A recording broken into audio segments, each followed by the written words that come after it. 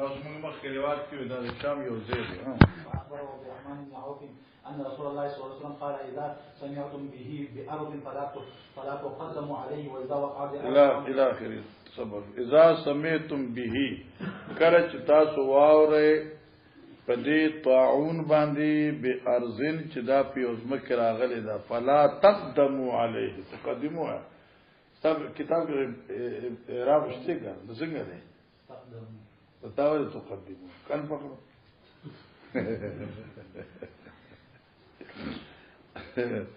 فلا تقدموا عليه بامراض واذا وقع باذن وانتم بها او کله چې دا وبای امراض په یوزمه کې راشي او تاسو التیای فلا تخرجوا فرارا منه نموزه دې کلینا په داسې حال کې چې دینه تخته کوونکی ہے د فرارن کې دنه یو نقطه شو اسی غم خاده لذین وزا نور معاملات لذی خدا وکله پرېګدې باندې چې دې کې تعاون دې مړ بشم وبي قال حدثنا عبد الله بن يوسف اخبرنا مالك عن نعيم المجمري عن ابي هريره قال قال رسول الله عن نعيم المجمر عن ابي هريره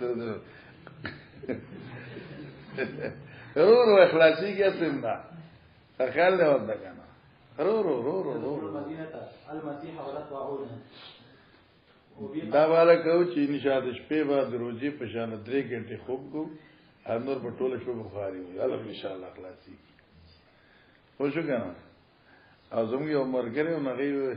هغه باران دی دا باران نه ګرمي و چاوي چې باران دې پر سوالو کې پرې چې نرم مادي معلوم شي نرم مادي په نه کنه انا بیرت رضی الله عنه قال قال رسول الله صلی الله علیه وسلم لا يدخل المدینه المسيح ولا الطاعون مدینه ته ونشي درنه کېده مسیح الدجال به ایمان او نه د وبای امراض الله به مدینه حفاظت کوي سبحان الله وبه قال حدثنا مسلم اسماعيل قال حدثنا عبد الواحد قال حدثنا عاصم قال حدثني حفصة حدثتني حفصة بنت سيرين قال لي انس بن مالك يحيى بما مات بما مات نه بما مات قال يا انس بن مالك يحيى بما مات دا يحيى پس مړ شو يحيى سے په کوم جرم مړو په کومي بیمار ہے من الطاعون قال رسول الله صلى الله عليه وسلم الطاعون شهادة لكل مسلم وبه قال حدثنا ابو عاصم عن مالك عن سمي عن ابي صالح عن ابي هريره عن النبي صلى الله عليه وسلم قال المبتون شديد والمطعون شديد. باب اجر الصادق في الطاعون. اته کم ګران عبارت په دې دي اذان راغله ته باب اجر الصابر في الطاعون باب دې په بیان د اجر د صبر کوونکی په وبای امراضو کې جی آسان دې ټول وایا. وبه قال حدثنا اسحاق قال اخبرنا حبان قال اخبرنا داود بن ابي الفرات قال حدثنا عبد الله بن بريدة عن يحيى بن يعمر عن عائشة زوج النبي صلى الله عليه وسلم انها اخبرته انها سالت رسول الله صلى الله عليه وسلم عن الطول فاخبرها نبي الله صلى الله عليه وسلم انه كان عذابا يبعث الله ودا طاعون څه شه دي عذابا يبعث الله على من يشاء دا الله عذاب دي چې بچا باندې راولېږي ځکه چې دام یو بیماری ده کنه یو عذاب ده فجعله الله رحمة للمؤمنين فليس من عبد يقوت مطلب یې څه شته فجالو کې جده په داخل مقدر چې عذاب شو نو باز دې کې خو ال ایمان عمرې نایبان څنګه عذاب راغی نو دغه جواب یو ک فجعله الله رحمة للمؤمنين دغه الله پاک مؤمنانو باندې رحمت کی او په کافر باندې عذاب کی فلیس من عبد یقوت طاعون فیمکث فی بلدی صابرا یعلم انه لا یصيب الا ما كتبه الله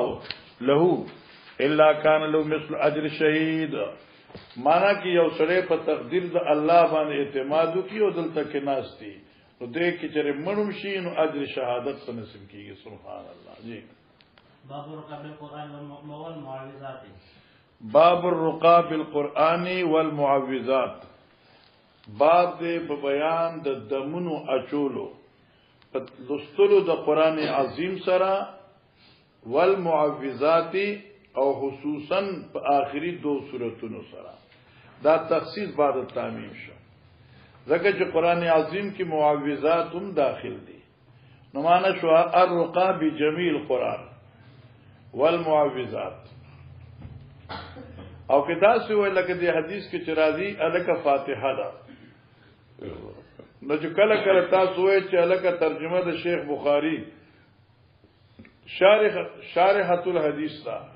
مکه په دې حدیث کې خدام د ابو سعید ذکر کیږي په فاتحه سره باب الرقا بالقران باب دې په بیان د دم اچولو په سورته فاتحه والمعوذات او په اخري دوه سوراتونو چې دا توجیه مونږ وکړو چا کړنه خو چې مونږ وکړو دې لپاره چې په دې حدیث کې د فاتحه باندې دوی دم ذکر دی ولقد اتیناک سبع من المثانی والقران العظیم چا په تفسیر شي نو دا مثانی قران عظیم خودی کنا نو لہذا فاتحه قران شو چې فاتحه قران شو نو غیر مقلدین امور د خیر زموږ شو او بار چې ډېر سخت یغ د جنازې له مسره ټیم نشته فلال ساخاله ورته غنه مولانا صاحبہ ناغي وی چې چونکی قران دی پاره فاستمعوا له سورته فاتحه د قران نه بهر دی خدا قرات نه دی وی وبه قال حدثنا ابراهيم بن موسى قال اخبرنا هشام عن معمر عن الزهري عن عن عائشه ان النبي صلى الله عليه وسلم كان ينفس على نفسه في المرض الذي مات فيه بالمعوذات فلما سقط كنت انفس عليه بس ګورا حضرت عائشہ فرمائے چې نبی علیہ السلام ينفسو یا ينفسو ځان به دمو په اخري دو سورتونو سره فل مرض الذي مات فيه په بیماری کې چې دنیا کې تشریف وړو بالمعوذات ګور دی واولاند ډیره غټه کسره د ترځیر تر مردانه پورې پوښي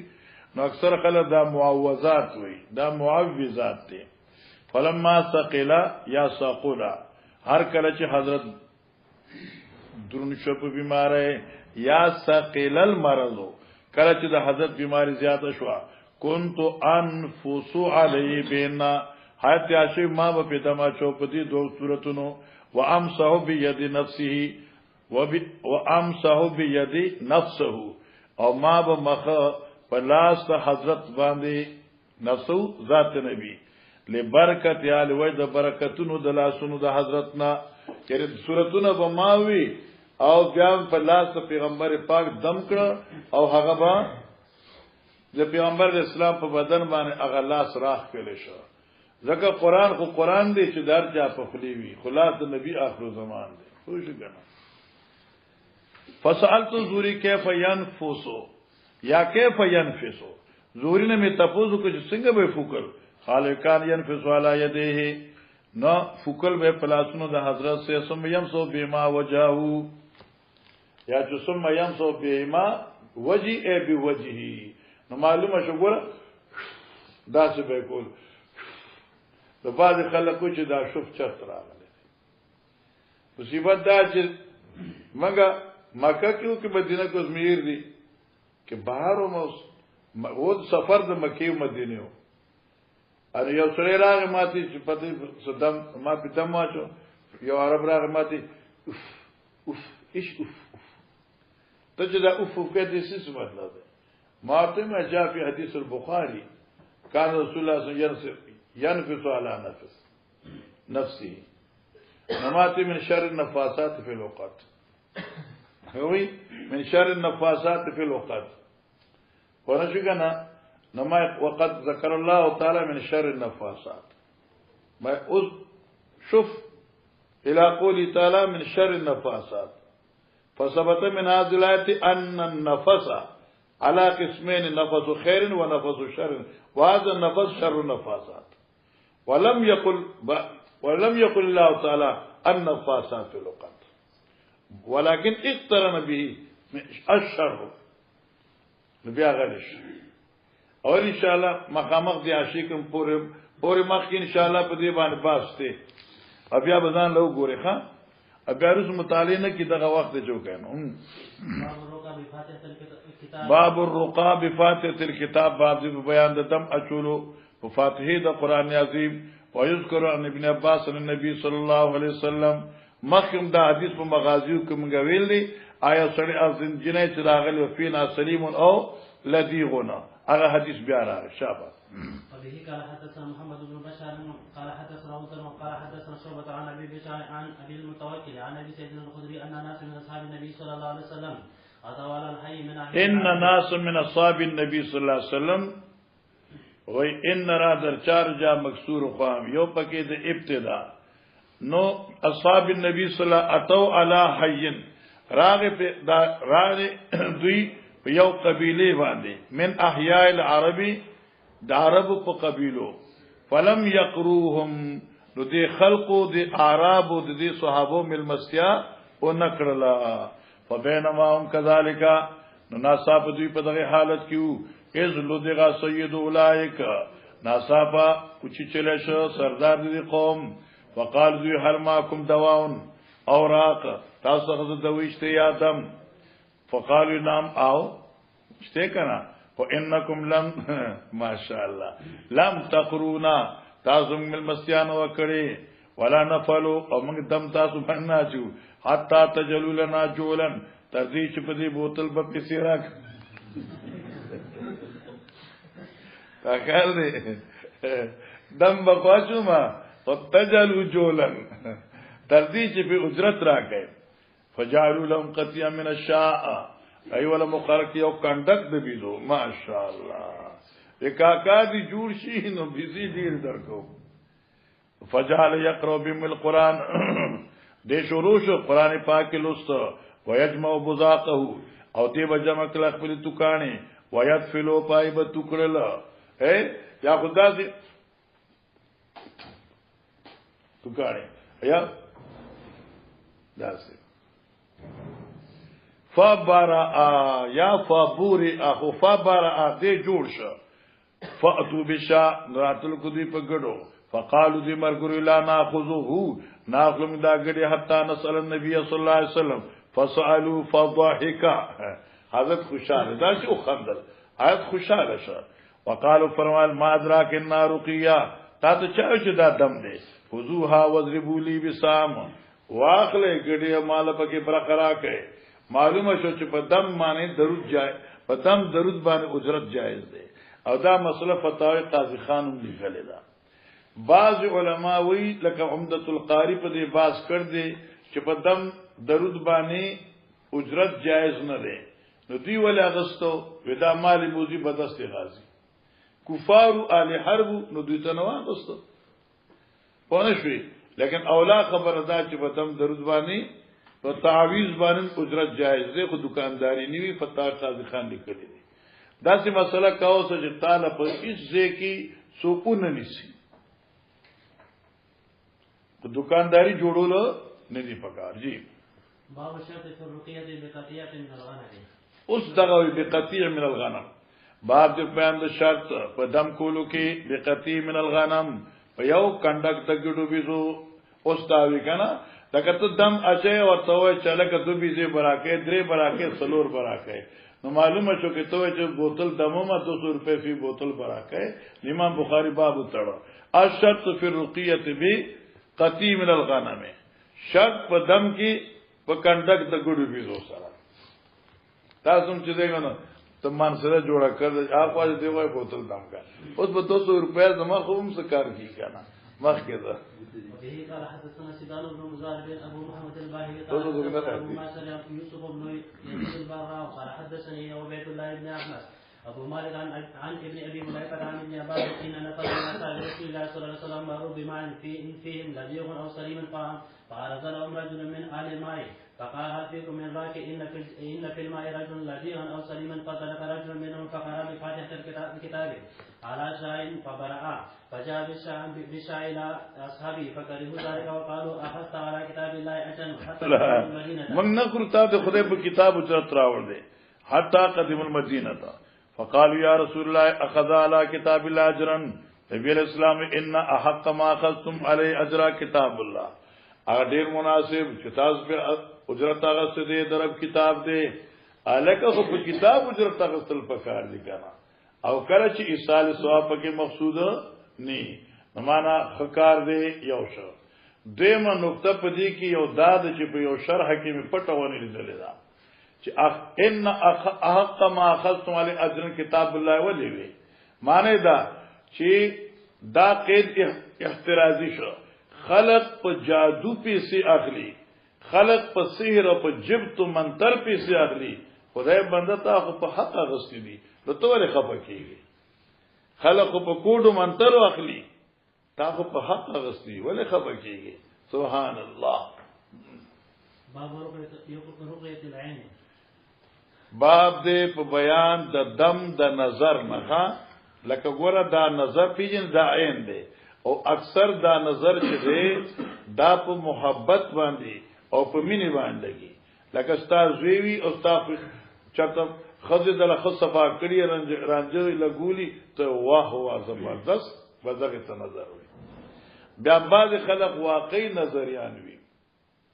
دې لپاره علما لیکي چې کوم شی استا خوښي نو فور ما شاء الله لا قوه الا بالله لولا اذ دخلت جنتك قلت ما شاء الله لا قوه الا بالله او بخاری وی چې العين حق او باب رقيه العين نو نظر حق دی برا شوخ پری دا شوخ لیکلی دی وکړه امام بخاری باب تړل دی او بیا پسې حدیث راغلی دی جی وبه قال حدثنا محمد بن كثير قال حدثنا سفيان قال حدثني معبد بن خالد قال سمعت عبد الله بن شداد عن عائشة قال أمرني النبي صلى الله عليه وسلم أو أمره أن نسترقى من العين یا ان يسترقى من العين حضرت امر کړو مونږ ته یعنی اجازت چې ان نسترقى من العين مونږ طلب د دم کو په سبب د نظر سره کې څوک جنای معلوم نظر شي نو چا باندې دم واچوي نو استرقاء را لکنه نو معنی کې تعالی دم ناراضي نو په بل چا دم واچوي سره وبه قال حدثنا محمد بن خالد قال حدثنا محمد بن وهب بن عتية الدمشقي قال حدثنا محمد بن حرب قال حدثنا محمد بن الوليد الزبيري قال اخبرنا الزهري عن عروة بن الزبير عن زينب بنت ابي سلمة عن ام سلمة ان النبي صلى الله عليه وسلم راى في بيتها جارية في وجهها نبی علیہ الصلوۃ والسلام ولید په یو کور خپل کې جاریتن یو جنې فی وجهها صفعه چې په مخ دغه سپونه صفحه پی جنې سپونی دوی څوک زموږ وطن کې وته سرخوبادوم وای لکه بعضی دا مخ سي سو پړسیږي باندې دای ته زموږ علاقه کې سرخوباد وای تاسو په سپیجنه کې نه پیژنئ آیو سپونه دی سپونه دای لکه ټاکې ونه راشي دا زی سپین شي اوښوي یا دا چې تور ونه شي دویتا سپونه وای یو جنو کته چې په مخ سپونه وای فقالوا فرمای استرقوا لها وان بيان نظره دل فشادم واچوي په دې نظر دی جی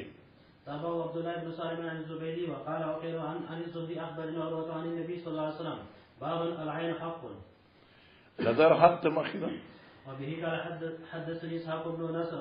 قال حدثنا عبد الرزاق عن معمر عن همام عن ابي هريره رضي الله عنه عن النبي صلى الله عليه وسلم قال العين حق ونهى عن الوشم وشم بيني داغ لګول هغه خارج جوړي ورته جی باب رقية الحي والاقرب هذه سریزیا باب رقية الحي والاقرب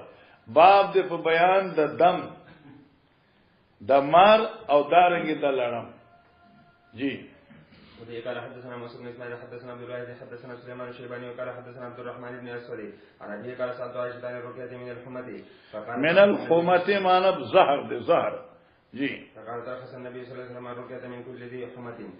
هر هغه شی چې هغه ظاهري لوي چاہے هغه مار دی چاہے لړم دی چاہے مچای دا هر یو شی چې دی باب رقیة النبي صلی الله علیه وسلم باب دې په بیان دغه الفاظو چې پیغمبر علی السلام پاغي دم اچولو ٹھیک شو کنه باب دې په بیان د ذکر دغه الفاظو چې پیغمبر پاک پاغي دم اچو جی قال حدثنا مسلم قال حدثنا عبد الوارث عن عبد الرزاق قال دخلت انا وثابت على انس بن مالك فقال انس ثابت يا ابا حمزه اشتكيت فقال انس على ارفيك عن رقية رسول الله صلى الله عليه وسلم قال بلى قال اللهم رب الناس اے اللہ اے مالک د خلقو مذهب الباس ختمون کې دا بیمارو او دا مذهب الباس دی کنه د اذهاب نه دی نو اے الله ته مذهب الباس ته بیمارې ختمون کې فدی باندې ګوره برستا دی حاشی څه کلمات لیکلي دي زموږ په دې ملک کې د لوی جګړې چې الکه خدای ته مو وایي یو ځای تلار یو مولوی څه ویل خدای ته خدای مو وایي ما ته دا سدي وي ته په نه عبد الوارث ما سدي وي زه دایم چې خدای ته خدای مو وایي ما ته خپل خدای وایي چې بیا و چې نو ته داسې وایي چې الله ته خدا مو وایي نو بیا غوټیږي ته خدای ته خدای مو وایي اصل کې بعض خلک وي هغه چل د کنه هند چند د ما بیوی چې ګڼ پوښ کنه الکه تب څنګه معلومیږي چې ته په کلی تلار چې تلوي مولای او ته یو داسې فرغونه خبره کلی کې وباسي چې خلک به اوس نوې مولا راغل دي او ناره مسله ته ما سم مناظره وکړي نه مناظره خصو څوک نه کوي او نه چې تشهید په خاو لمای دیوبند مناظره کړې دي او غلي کړې دي ایا په دې سپینکانی کې مناظره شي او زم په دې دور کې کنه اسی مناظره خو کنځلې ته بس لانجه د جنگ جمعه مناظره وشو دا څه مناظره ساخاله ورته کنه نو نوې مسله پیدا کول دا څه کمال خو نه دی زمنګ دی بره دی بخاری یو جمله لیکلې ده وې دی مذهب الباسنا دا صفت د باری تعالی ده دینه معلوم شو چې د الله تداسي الفاظ باندې نوم اغستل دغه خطه جمله ده چاغي سره نقصان په ذات الله کې عیب په ذات الله کې تقصیر او قصر په ذات الله کې ناراضی نو جائز ده رومبه خبر تاسو دا کړی او څوک چې داسې الفاظ چې دغه مفهوم او معنا قران کې وی لکه مذهب الباس اذا مرضت فهو یشفین د شفا د خدای کار دی اذهاب الباس هم د خدای کار دی نو اوس دا خدای وی چې موږ وی فارسی کې خدای پښتو کې موږ خدای وایو دا خدای پښتو نه ده دا اصل کې فارسی ده او دا فارسی کې ده خود او خود معنا د واجب الوجود ده الله واجب الوجود ده کنه خپل ذات کې خپل وجود پذیر دی دا نه چې خپل ذات په خپل پیدا کمانه خپل وجود پذیر دی خپل ذات کې خپل وجود کې چاته محتاج نه دی واجب الوجود دی نو خود خپل موجود دی خپل وجود کې چاته محتاج نه دی نو بیا به څه پاتې شو دا یو جمله دی حاشیه لیکلې دي ښا الله یکون فی ذلک ما یوهم نقصان او دا ټول کې خط ترجمه ده چې تاسو کلمه چاغي سن لکه خاون چې خلق ورته وي هاذا بالی شیخ خاون نو خاون چاته وي مالک ته وي په خوا به مشران غرونو کې معنا کوله خاون تعالی د خیر را پیښ کی خدای پاک نشوي خاون تعالی د خیر را پیښ کی او عبدالرحمن بابا په دې اشعار کوم د چې خاون د لا یزاله دا سما څنګه اختر دی جامع می دشلی دلی بل د کال فکول په سر دی ورڅ کنه موذب الباس اشفی انت شافی الا شفا راکات شفا ورکون کے لا شافی الا انت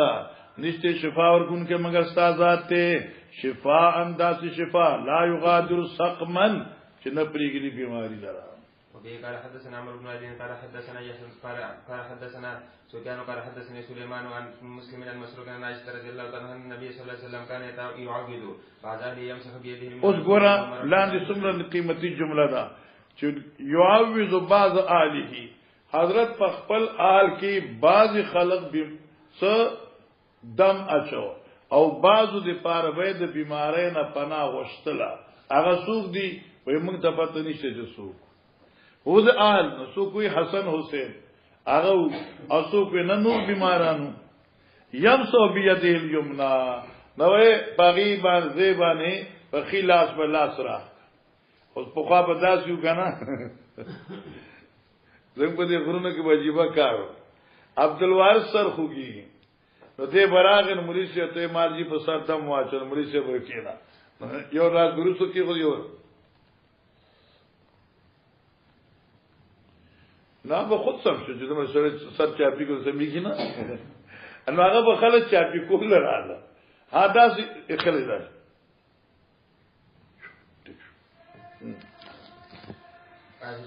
ويقول اللهم رب الناس يذهب الباس واشفي وانت الشاف لا شفاء الا شفاءك شفاء لا يغادر سقما. وقال سفيان حدثت به منصور فحدثني عن ابراهيم عن مسروق عن عائشه نحوه وفي قال حدثني احمد بن ابي رجاء قال حدثنا النذر عن هشام بن عروه قال اخبرني ابي عن عائشه رضي الله تعالى عنها ان رسول الله صلى الله عليه وسلم كان يقول امسح الباس رب الناس امسح الباس لرك اے اللہ پاک بیماری جی رب الناس بيدك الشفاء ستا پلاس کی شفا ورکول دی لا کاشف الا انت الله تعالی بغیر سو بیماری لرکول والے نشته سبحان الله سبحان الله. قال حدثنا ابن عبد الله قال حدثنا سفيان قال حدثني عبد ربه بن سعيد عن عمرة عن عائشة رضي الله تعالى عنها ان النبي صلى الله عليه وسلم كان يقول للمريض بسم الله تربة ارضنا وريقة بعضنا يشفى سقيمنا. ګور علماء کرام دیزه کې خو آسان خبره ده لیکن چې کله تا مشکات ویلی یا بی داود کې دا روایت وای یا ترمذی کې التدی بسم الله تربت ارضنا بریقه بعضنا ليشفى سقيمنا باذن ربنا التفاظ داسي او تربت ارضنا بریقه بعضنا شي مبارز حاشیه کې توجیه ذکر کړه لکه معنا دا چې ته دم اچي نو دم داسي شي لکه ته دم چوي کنه بسم الله الرحمن الرحیم الفاظ وای نو دلته تربت ارضنا داسي کی دا ګوته پزما کې ومنګي نو دا خاور شو نو بیری قطع باز نه ٹھیک شو دشوا سقیمنا بدل دانه چې بس خبرې ودا په مخور تپا بیا پیسہ ودا شو دیمه خبره ده چې تربت ارضنا بریقه بازنا شي او تربت ارضنا نه ارض خاص د مدینه منورې مراد شي چې تربت ارضنا خاور د مدینه زما بریقه بازنا په توکانو زما نبی پاک صلی الله علیه وسلم د مدینه خاوره بریقه محمد صلی الله علیه وسلم یشفا سقیمنا باذن ربنا لیکن حاشیه په دې ترجمه باندې ازاد ناخوالي کړی دی زخرت نه کوم کنه دا چې خسته خسته خبر کوم کنه یعنی ازاد ناخوالي کړ دی چې دا توجیه خوخه نه ده دیمه خبره چې کومه زما خوخه ده او دی حاشیم لیکل دغه ده تربت ارضنا کی اشاره شوا نسل انسانی ته چې آدم علی السلام د دې نسل بنیاد دی نو تربت ارضنا من پیدا کړی شیو په خاورې د ځمکې خپلې بریقه بازنا په توکانو د بازو سره چې مراد مانی ده نو تربت ارضنا کی اشاره شو آدم علی السلام ان مسلې عند الله کې مسلې آدم خلقو من تراب نو تربت ارضنا شو خاور د ځمکې زمونږه اصل شو بریقه بازنا دا کس ریقه بازنا یو نطفه د بازو مونږه ده نو دې کې زاد سود اجز شو دین کې ساری شو اوس درخواست کولی شفا سقیمنا باذن ربنا حاشیه او ډیره خسته لیکل دا او په دې ځان لکه شرا کې سبب خوشاليږي ورته اوس نه خوشاليږي ځکه استاد د ډوډۍ پر غم کې پراتی ہے خو الحمدلله چې مام نه ده خوړلې او کر بیا زړه کې تاسو چې مولا په خپل ټک ناشته او منګه چې نو سبق راته وګد تا خیال ورته نو اوس دې کې دا خبره لیشفا سقیمنا باذن ربنا ډیره خسته خبره چې الله د خاورنا خسته انسان جوړول شي د نطفه دمره قیمتي شخصیت جوړول شي نه الله لیشفا سقیمنا زنګ مریض بری شي جوړول خسته خبره شو فزیدار خبره شو جی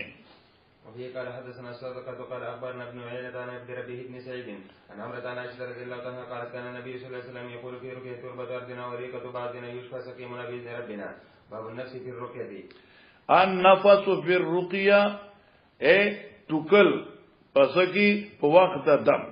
هغه حدیث آسان دی وایا وفي قال حدثنا خالد بن مخلد قال حدثنا سليمان بن يحيى بن سعيد قال سمعت أبا سلمة قال سمعت أبا قتادة يقول سمعت النبي صلى الله عليه وسلم يقول الرؤيا من الله والحلم من الشيطان فإذا رأى أحدكم الرؤيا من الله مراد د خسته خوبونه لکه عمره کې روان شي بخاری ته تکرار تناسي نفلونه کې قران وای نور د کو تلار شي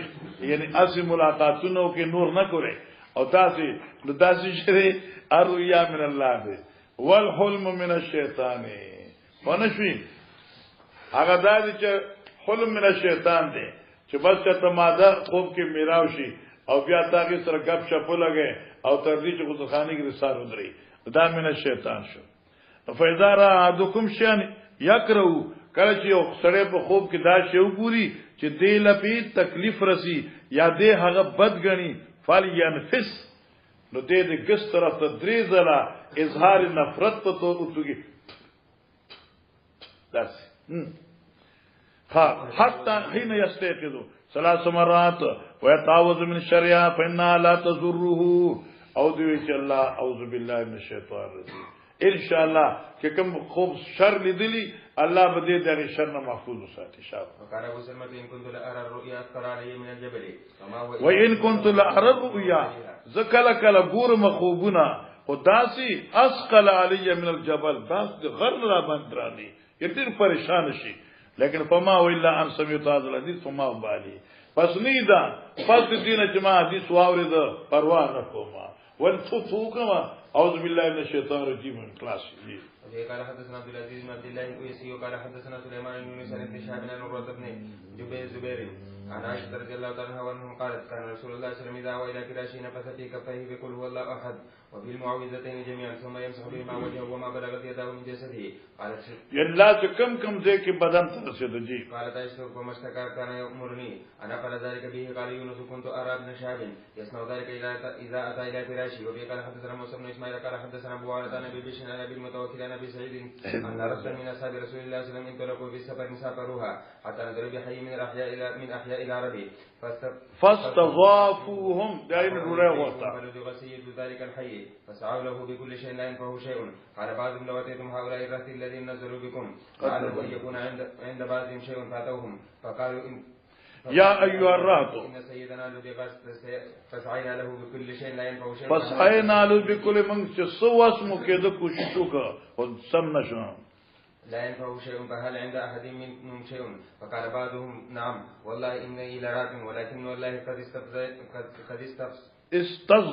استضفناكم فلم تضيفونا فما أنا براك لكم حتى تجعلوا لنا جولا فصالحوهم على قطيع من الغنم فانطلق فجعل يقتل ويقرأ الحمد لله رب العالمين حتى لکأنما نشط من قال نغین دازار داسي وتل لکه یو سړی چې چاله د پړ نه پراند غټي وي ایو یو غټه پراند دي قلبو بس روان شد ما بي قلبو بالکل باغي با استکلیفون دي فاوفوهم جولهم الذي صالم عليه نو دوی پورا هغه مزدوری چې کوم معنی مشوره شي او صلح شي فقال بعض مقسم وقال الذي ورقا لا تفعلوا حتى نأتي رسول الله صلى الله عليه وسلم فنشكر له الذي كان فننظر ما يأمرنا فقدموا على رسول الله صلى الله عليه وسلم فذكروا له فقال وما يدرك انها رقية اصبتم يعني تاسو حقك اقتسموا واضربوا لما هم بسهم باب مسح الرقاة الوجع بيده اليمنى باب د بیان د مسکول د راقی مسح الراقی مسکول د دمی سړی فل وجه په وخت د درد بيد اليمنى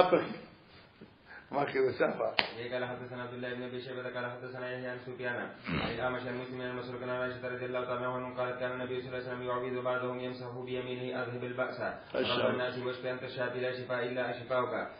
شفاء لا يغادر سقما فذكرته لمنصور فحدثني عن ابراهيم عن مسروق عن عائشه بنحوه باب المراه ترقي الرجل ترقي الرجل یا ترقي الرجل یعنی خزه چې خاوند باندې دم واچي احادیث ته حضرت عائشہ صاحبی په پیغمبر اسلام دمه چولو جی قال حدثنا عبد الله بن محمد الجوفي وقال حدثنا هشام اخبرنا مامون عن الزهري عن عروة عن عائشة رضي الله تعالى عنها ان النبي صلى الله عليه وسلم كان ينفس على نفسه في مرضه الذي فقبض فيه بالمعوذات فلما ثقل كنت انفس عليه بهن وامسح بيده نفسه حدثها فسالت ابن شهاب كيف كان ينفس فقال ينفس على يديه ثم يمسح بهما وجهه باب من لم يرق من لم يرو هغه سړی چې دم نه چې اوس هغه حدیث موږ ویل اقا پورې مخکې ویل اقا قال حدثنا مسلم قال حدثنا حسين بن نمير عن حسين بن عبد الرحمن عن سعيد بن جبير بن عباس رضي الله عنه قال خرج عليه النبي صلى الله عليه وسلم يوما فقال ورزت علي الامم فجعل يمر النبي صلى الله عليه وسلم معه الرجل والنبي معه الرجلان والنبي معه الرهط والنبي ليس معه الرهط والنبي ليس معه احد ورايت سوادا كثيرا صدلوا فقه فرجوت ان يكون امتي فقيل هذا موسى في قومه ثم قيل لي انظر فرأيت سوادا كثيرا يدير الوعدلا فقيل لي انظر هكذا وهكذا فرأيت سوادا كثيرا سدلوا فوق فقيل هؤلاء أمتك ومع هؤلاء 70,000 يدخلون الجنة الله أكبر تفرق الناس ولم يبين لهم فتذاكر أصحاب النبي صلى الله عليه وسلم مذاكرة شروكا فأما نحن فولدنا في الشرك ولكن آمنا بالله ورسوله ولكن هؤلاء أبناؤنا وبلغ النبي صلى الله عليه وسلم فقال هم الذين لا يتطيرون ولا